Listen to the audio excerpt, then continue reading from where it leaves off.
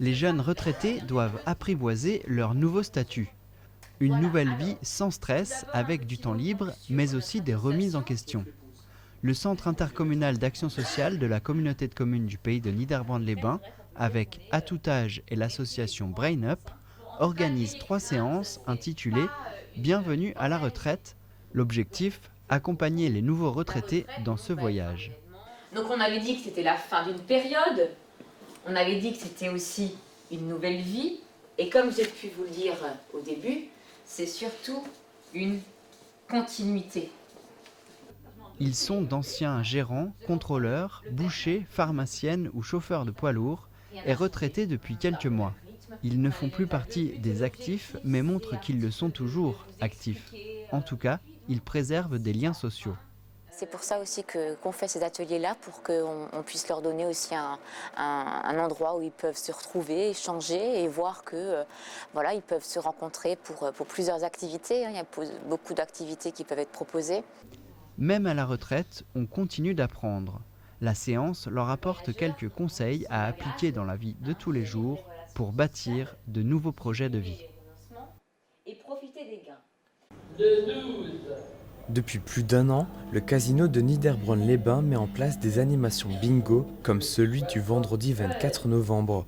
Ce rendez-vous mensuel et incontournable qui rassemble entre 70 et 80 personnes rencontre un fort succès. Le bingo s'étale à peu près de 11h du matin jusqu'à 15-16h avec des pauses. Donc il y a une pause repas et puis pendant cette pause repas, effectivement, les gens restent généralement ensemble.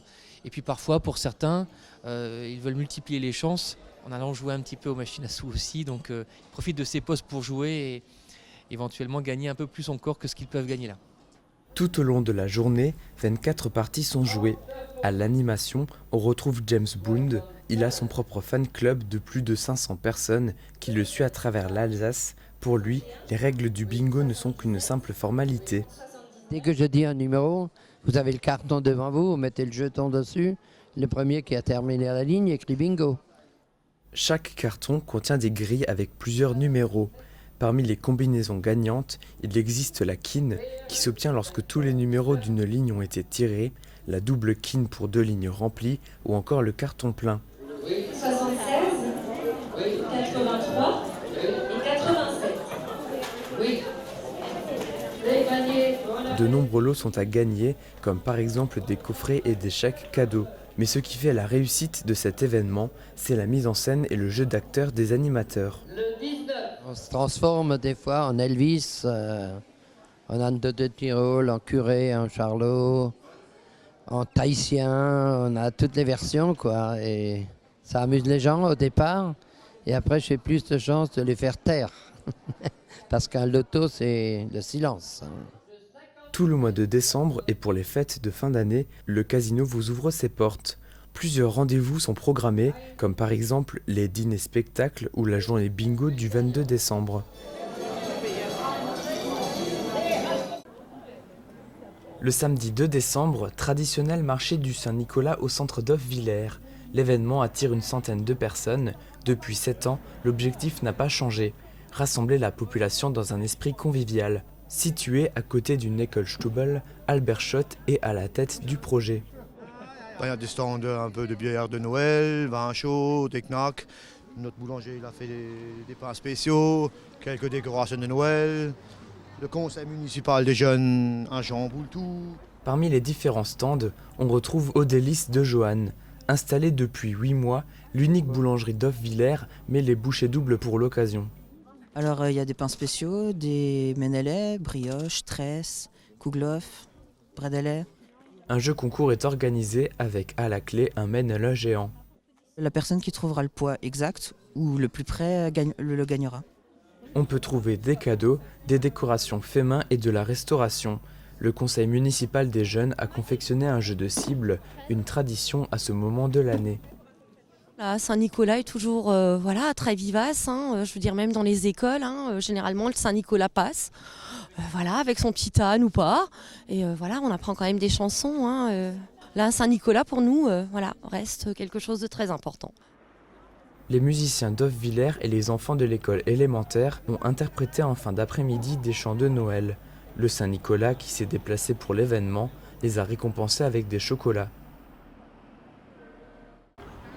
Au village de Noël, à Reichshofen, la maison Ekli, l'ancienne boucherie, accueille une animation particulière, une vitrine animée. L'idée a germé lors de l'exposition de modèles réduits en 2016. L'adjoint au maire a contacté Dany Ampelé pour lui proposer d'installer son train. Je me suis dit aussi qu'on pourrait intégrer les élèves, puisque je suis professeur de technologie au collège Françoise Dolto à Reichshofen. Et donc j'ai cherché quelques activités qu'on pouvait caler avec le programme. Alors on appelle ça de la motricité fine, donc savoir découper du papier, savoir tracer, savoir mesurer, tracer des étoiles et les découper avec un fil chaud. Et j'ai calé aussi le programme de 5e où il y a les ponts. Et donc on a fabriqué dans la vitrine un pont et puis c'est devenu finalement un travail d'équipe puisque même la municipalité a fait les fonds, les éclairages et je pense qu'on a obtenu un résultat intéressant. Un peu de photocopie, un peu de bricolage et un peu de temps passé et on obtient je pense quelque chose qui rappelle un peu les vitrines de Noël qu'on a des fois dans les grands magasins. La préparation des collections de longue date et la mise en place ont pris quelques semaines.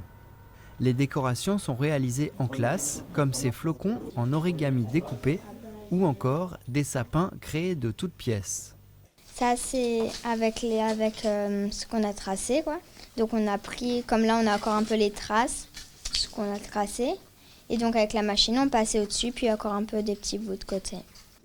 On a fait des maisons en papier. Au début, on les a coloriées, c'était sur une feuille imprimée. Puis on les a pliées en plusieurs sens et après on les a collées. On va les mettre dans une vitrine et les petites, le professeur va les noter. Ça, c'est une maison, c'est le même principe que l'autre, sauf qu'il y a plus de détails et il y a beaucoup de choses auxquelles on ne s'attend pas. Parce que l'autre, c'était une facile et toute simple. Celle-là, elle est quand même plus compliquée et plus jolie. Depuis, les décorations sont en place pour la plus grande fierté des enfants. En cette période féerique, l'imagination est stimulée pour composer une nouvelle vitrine l'an prochain.